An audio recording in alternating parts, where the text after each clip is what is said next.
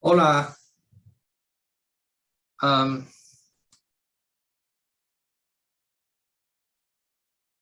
hola, me llamo Jerry, tengo 40 años. En español, mi nombre es Caritos y soy de Taiwán. Soy científico en la Universidad de Arizona y soy especializado en química de materiales.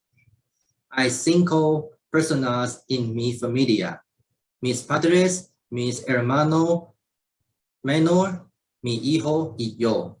Mis padres y mi hermano menor viven en Taipei, que es la capital de la ciudad de Taiwán. Ella todo es más caro que Arizona. Vivo en Tucson, Arizona con mi princesa. El nombre de mi padre es Paul y tiene 72 años. Él es muy inteligente, simpático y gracioso. Le gusta jugar tenis, nadar y andar en bicicleta. El nombre de mi madre es Dean y tiene 68 años. Ella es delgada, interesante y hermosa.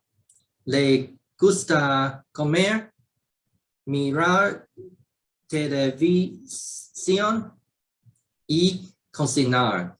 Me gusta mi padre más. Él es como mi hermano mío.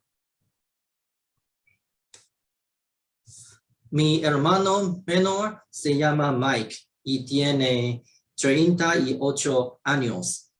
Él es un poco gordo, interesante y un poco bajo.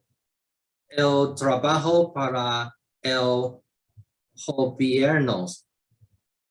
Le gusta ir al gimnasio, comer y jugar videojuegos. Mike es muy importante cuidar a mis padres porque yo no vivo con ellos. Mi hija se llama Chloe y tiene 8 años. En español, su nombre es Claudia. Ella es delgada, inteligente y siempre está feliz. Le gusta ver anime, dibujar y andar en bicicleta.